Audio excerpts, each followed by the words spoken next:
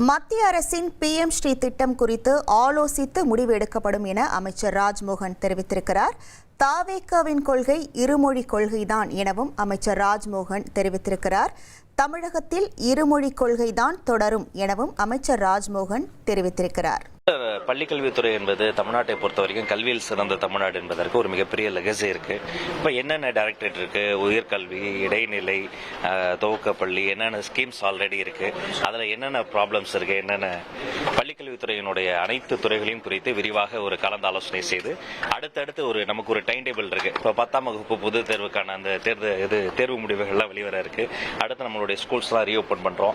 இன்னும் இன்க்ளூசிவா இன்னும் அடுத்த லெவலுக்கு எப்படி கொண்டு போறது என்பதற்கு அனைத்து துறை சார்ந்த அனைத்து இயக்குநர்களோடு நம்முடைய செக்ரட்டரி சாரோடு விரிவாக ஆழமாக ஆலோசனை செய்யப்பட்டு மாண்புமிகு முதலமைச்சர் NLC ஜோசப் விஜய் அவர்களுக்கு ஒரு மிகப்பெரிய இலக்கு இருக்கு. உடனடி இலக்கு, தொலைதூர இலக்கு இருக்கு.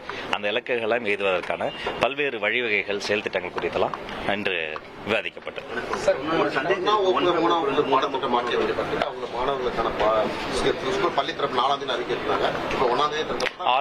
ஆல்ரெடி இந்த புக்ஸ் எல்லாம், இந்த டெக்ஸ்ட் புக்ஸ் எல்லாம் பிரிண்ட் செய்யப்பட்டு, அது மட்டும் கிடையாது, 5ஆம் வகுப்பு வரைக்கும் படிக்கக்கூடிய மாணவர்களுக்கு கிரையான்ஸ், பென்சில் ஆரம்பித்து அவர்களுக்கு தேவைப்படுற அந்த வெல்க்ரோ செப்பல் வரைக்குமான பல்வேறு விஷயங்களை நமது மாநில அரசு தருகிறது.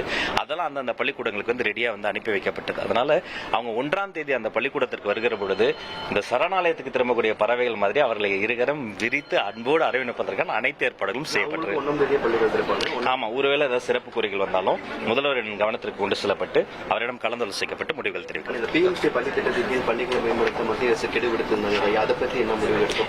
இதுதான் இன்னைக்குதான் முதல் ரிவ்யூ நடந்திருக்கு. அதை பத்தியும் பேசியிருக்கிறோம். எதெல்லாம் நம்ம பண்ண முடியுமோ நம்முடைய கொள்கை சார்ந்து, நம்முடைய தமிழ்நாட்டினுடைய பள்ளிக்கல்வித்துறைக்குன்னு ஒரு இலக்கு இருக்கு, அதை சார்ந்து விரிவாக நம்ம பேசணும்.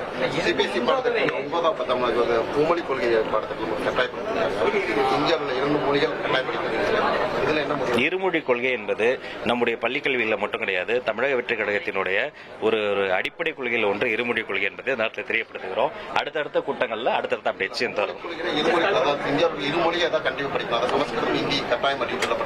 இல்ல, நம்முடைய இருமொழி கல்வி என்பது அவரவர்களுக்கு அவர்களுடைய தாய்மொழி ரொம்ப முக்கியம்.